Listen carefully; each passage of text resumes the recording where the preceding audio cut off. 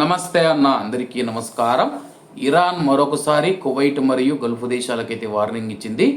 మేము సముద్ర గర్భంలో ఉన్న internet cable, fibre optical cables ఏవైతే ఉన్నాయో వాటిని కట్ చేస్తే కానీ కువైట్ గల్ఫ్ దేశాలు ప్రపంచంతో సంబంధాలు తెగిపోతాయని చెప్పేసి, కాబట్టి కువైట్ మరియు గల్ఫ్ దేశాలు అమెరికాకు మద్దతు ఇవ్వడం మానుకోవాలని చెప్పేసి ఇరాన్ పార్లమెంటు స్పీకర్ సంచలనమైన వ్యాఖ్యలు చేశారనమాట. అలాగే దీని గురించి తాజాగా ఒక నివేదిక అయితే వచ్చిందనమాట. హార్ముజ్ జలసంధిలో గల్ఫ్ దేశాల జలంతర్గామి కేబుల్స్ ఉన్నాయని చెప్పేసి కువైట్ దేశానికి సంబంధించి 5 అంతర్జాతీయ సముద్ర గర్భ కేబుళ్లను కలిగి ఉంది. వాటి మార్గంలో దాదాపు 50% హార్ముజ్ జలసంధి గుండా వెళ్ళేవి మరియు అలాగే 50% ఇతర మార్గాల ద్వారా ప్రపంచ దేశాలతో కమ్యూనికేషన్ జరుగుతూ ఉందని చెప్పేసి ఇది ప్రాంతీయ టెలికమ్యూనికేషన్ల నెట్వర్క్లో దాని సమతుల్య స్థానాన్ని ప్రతిబింబిస్తూ ఉంది.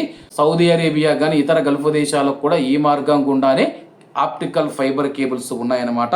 కువైట్కు సంబంధించి 50% ఉంటే యుఏఈకి సంబంధించి 50%, సౌదీ అరేబియాకు సంబంధించి 80%, ఒమన్కు సంబంధించి 60%, ఖతార్కు సంబంధించి 20% ఫైబర్ ఆప్టికల్ కేబుల్ హార్ముజ్ జలసంధి గుండా ఉన్నాయన్నమాట.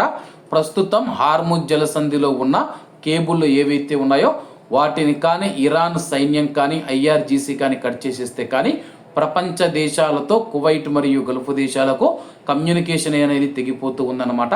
రాబోయే రోజుల్లో శాంతి ఒప్పందం కుదరనున్న నేపథ్యంలో ఇరాన్ ఈ యొక్క నిర్ణయం తీసుకోకపోవచ్చని చెప్పి నిపుణులు తెలుపుతూ ఉన్నారు. మరోవైపు కువైట్ మరియు గల్ఫ్ దేశాలను మాత్రం ఇరాన్ బెదిరిస్తూనే ఉందన్నమాట. మేము చెప్పినట్లు వినాలి, అమెరికాకు మద్దతు ఇవ్వకూడదు. అలాగే రాబోయే భవిష్యత్తులో కూడా ఇరాన్ మనం చూసుకుంటే హార్ముజ్ జలసంధి మీద పెత్తనం చెలాయించాలని చూస్తూ ఉంది. మరి కువైట్ మరియు గల్ఫ్ దేశాలు ఏ విధంగా స్పందిస్తాయో వేచి చూడాల్సి ఉంది. కాబట్టి అందరూ బాగుండాలి, అందులో మనం ఉండాలి. అందరికీ నమస్తే అన్న, జై హింద్.